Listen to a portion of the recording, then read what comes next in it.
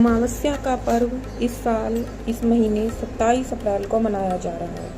बहुत ही खास दिन माना जाता है। हर अमावस्या खास है।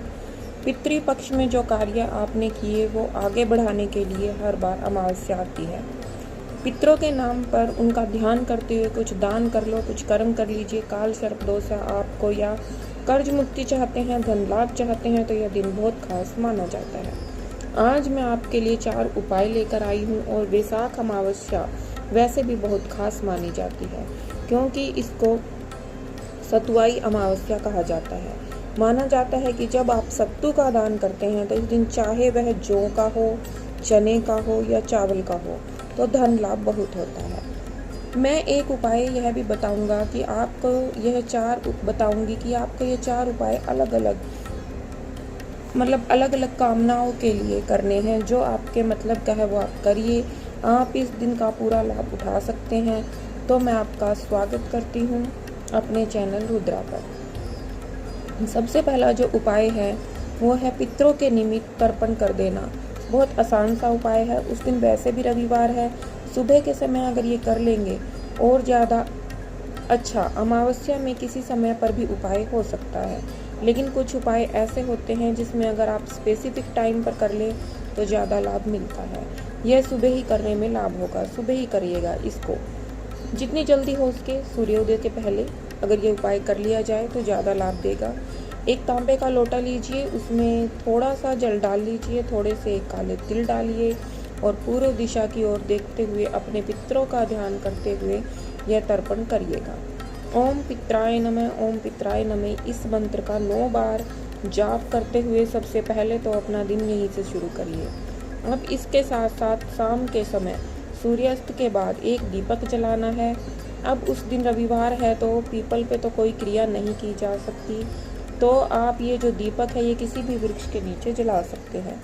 पीपल को छोड़कर आप अपने घर के आसपास देख लीजिए। अगर बेल का वृक्ष है तो बहुत अच्छा, बेल के नीचे सूर्यास्त के समय दीपक जला दीजिए। सरसों के तेल का दीपक, उसमें थोड़े से काले तिल डालकर अपने पितरों का ध्यान करते हुए आशीर्वाद मांगते हुए कि आपके ऊपर कृपा करें। तो यह है हमारा पहला उपाय। दूसरा उपाय, जो धन प्राप्ति में अगर बाधाएं आ रही हैं, अगर आप धन लाभ चाहते हैं तो छोटा सा कार्य करना है आपने। और बहुत सारे लोग ऐसा कहते हैं कि सर हम कर्ज से संबंधित हैं, हम कर्ज से संबंधित भी समस्या बहुत ज़्यादा है। तो यह जो उपाय है यह 2 पार्ट्स में डिवाइड है। इसमें अगर आपको कर्ज से संबंधित समस्या है तो इसका आपको दूसरा पार्ट करना है, नहीं तो सिर्फ पहला पार्ट। मतलब आपको धन लाभ चाहिए तो एक छोटा सा काम करना है। 7 लौंग ले लीजिए, फूल वाली अच्छी लौंग, 7 काली मिर्च ले लीजिए, थोड़ी सी राई, एक सिक्का लीजिए, चाहे 1 का, 2 का, 5 का कोई भी हो। इन सब वस्तुओं को एक काले कपड़े में डाल दीजिए और इसको अपने धन रखने के स्थान पर रख लीजिए। इसको इस अमावस्या पर रखें। अगली अमावस्या पर यह सारी सामग्री जल में प्रवाहित कर दीजिए। दोबारा फिर ऐसी सामग्री बना के रख लीजिए। 1 या 2 अमावस्या तक जब तक यह उपाय होगा तो जो धन प्राप्ति में बाधाएं आई हैं या कोई नज़र लग गई थी उससे मुक्ति मिल जाएगी।